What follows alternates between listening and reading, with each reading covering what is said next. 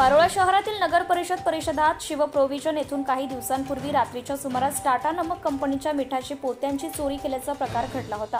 दिनांक 12 जुलै 2025 रोजी शिव प्रोव्हिजन दुकानाचे मालक श्री शंकर बागणमल सिंधी वय वर्ष 64 राहणार बहिरम गल्ली पारोळा यांनी पोलीस स्टेशनला सदर चोरीबाबत फिर्याद दिली होती।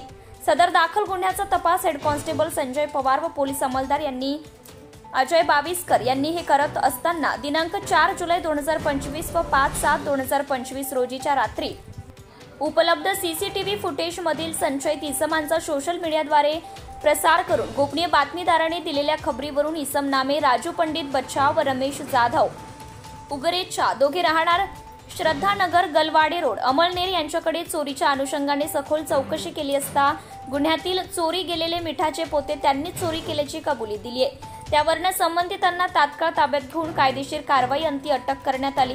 माननीय न्यायालयाने त्यांना 2 दिवस पीसीआर मंजूर केला। तपासादरम्यान नमूद आरोपींनी गुन्ह्यातील गेलेला मुद्देमाल टाटा नमक कंपनीचे एकूण 12 पोते किंमत ₹16,800 असा पंचासमक्ष काढून दिला। तो जप्त करून माननीय न्यायालयाच्या आदेशाने यातील फिर्यादी यांना सुपूर्द करण्यात आला।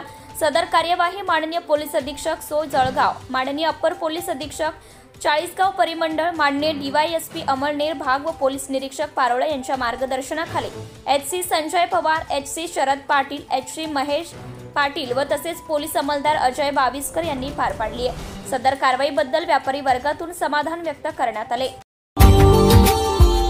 Subscribe now and press the bell icon.